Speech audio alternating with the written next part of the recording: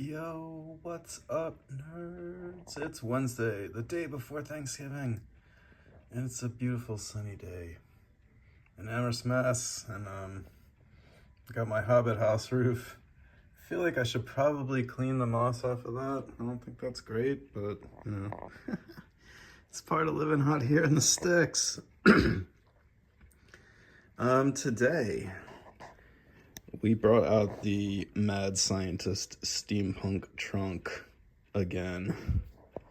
And I've gotten kind of like the last couple of modules for this. It's essentially complete. I have one more slot in there that I'll show you, but I'm liking this setup. I'm going to play around with it now and maybe try to make some actual songs instead of just testing stuff and then posting videos. But yeah, I just wanted to give you guys a look at this unpatched so you can kind of see all the crazy stuff that's going on here. So what do we got? So let's go from like source to audio. Why not? Like starting out, we got our analog clock module from Gisekek. I still don't really know how to say that guy's name.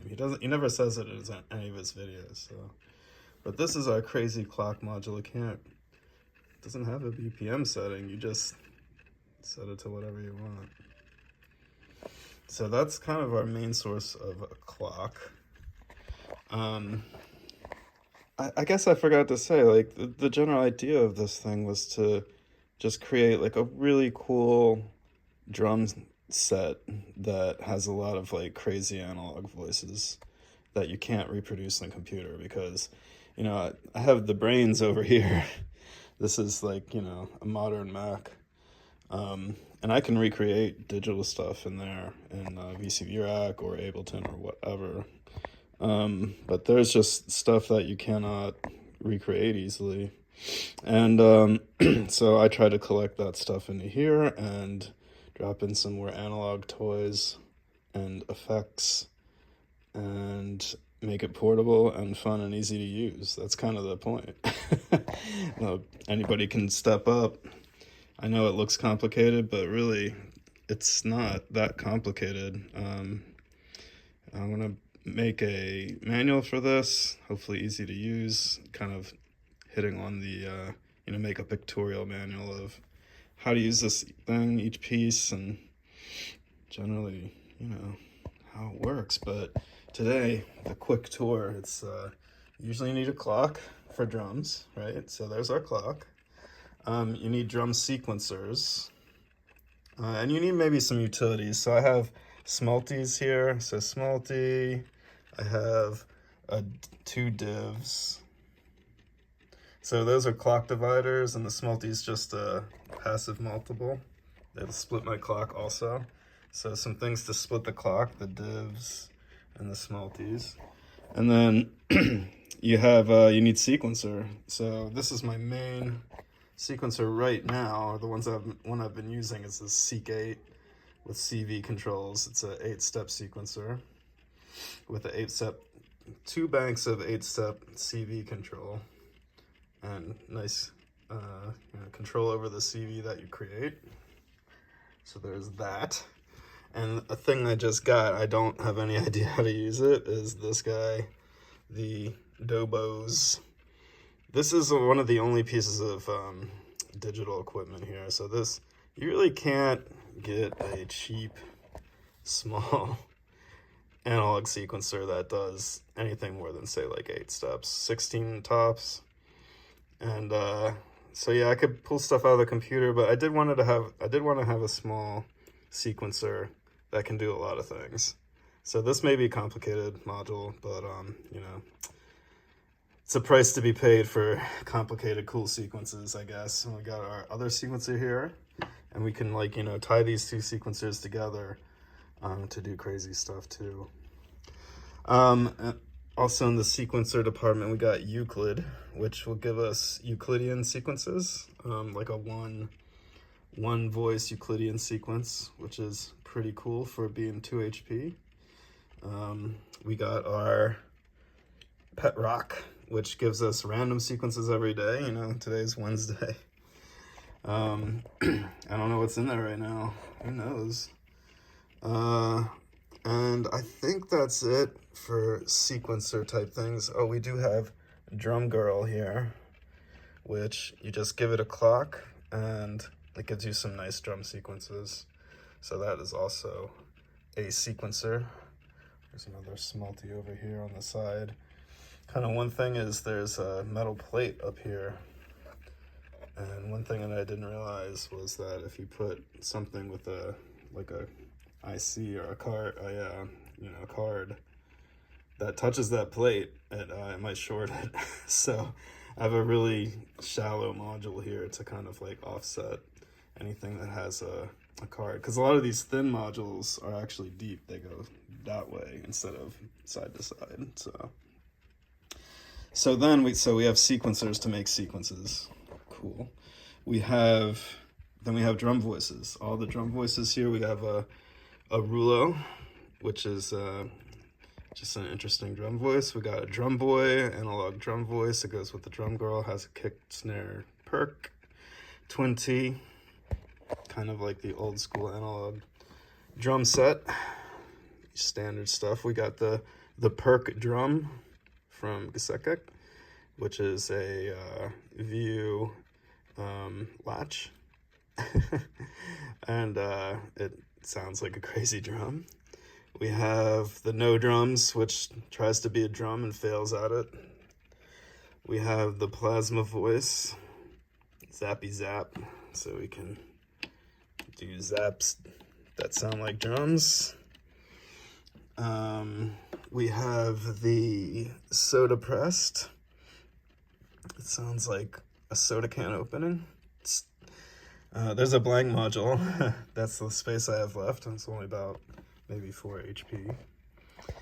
We have this thing, which is I lost my guitar pick, but yeah, it's the raw spring from Error, and this is just a single string guitar passive module with a pickup. So it's just a string. We got the crazy Bong Zero bongo, which is more than a bongo. It's craziness. Anything else? And of course we have the GSX latch drum with all the crazy things on here, and the spring and that you can move around, and there's posts here that you can plant stuff here to for these things to knock against. So these are all, completely physical sounds. This thing is a physical sound, hard to recreate. This thing obviously, it's a spring. So that's I think that's all the drum sounds. It's like 7 or 8 maybe, unique drum sounds. The clock also has an output for the ticking. And you can make it do kind of crazy backwards stuff, right? So it can kind of have some weird stuff besides just normal ticking. So that's also a voice. And then we have effects. We have a couple of effects here. We have a attenuverter. We got, this thing produces random CVs, so it's kind of a control thing. Here's another buffered multiple, so kind of controls, and zap zap. This is just an amp with some gain. You can blow it out. Of course, the Metasonics RK4 bandpass filter / crazy oscillator tube that gets really hot and uses I think it's a whole amp or something like that when it starts up. So that makes crazy filter sounds. And then we have the Stereo Chloe dual vacuum tube. I guess it's like a filter, amplifier, effects device. It does all kinds of crazy stuff. All these tube devices do crazy things. So that's a crazy effect. We got the Die Antwoord Apparat, which is a chip from an old I think it's an Ericsson telephone answering machine that does sampling. So you can sample, it has a little mic here, or you can sample through the thing. And there we got Slash that does kind of like, Slash does like drum rolls and crazy things like that. It's like the Halloween version of the 2HP. I think it's called the Stab, but it's got some more crazier effects. I think that's kind of about it for effects. And then the last piece is, you know, once you have your drum sound sequence and then going through effects and stuff like that and making a cool bass line, some cool kicks and snares, and mix them all together. We got a 6-channel mixer, and we have headphone output, HP amp, that you can just listen to this quietly, quote unquote. I mean, this thing ticks pretty loud, as you can hear. You know, this also has outputs that you can just go to your mixer or whatever. And last but not least, we have the manual control, so you can play the drums yourself. A little arcade, or do some CV control for performance. If you don't have enough knobs to twist already, there's a couple more. I think that's about it. So yeah, I'm gonna be trying to make some songs here. This is pretty much complete. I mean, I don't know if the arrangement is great. I have kind of things split up. If it looks nice on paper, it might not be great in real life because, you know, the chords will get tangled. Like, for example, I had to put this thing around here because anything above this is going to have cables that come up and kind of mess with these things. And you can see almost all modules have outputs or something right at the bottom, except for our friend the latch. So these guys are paired together like this.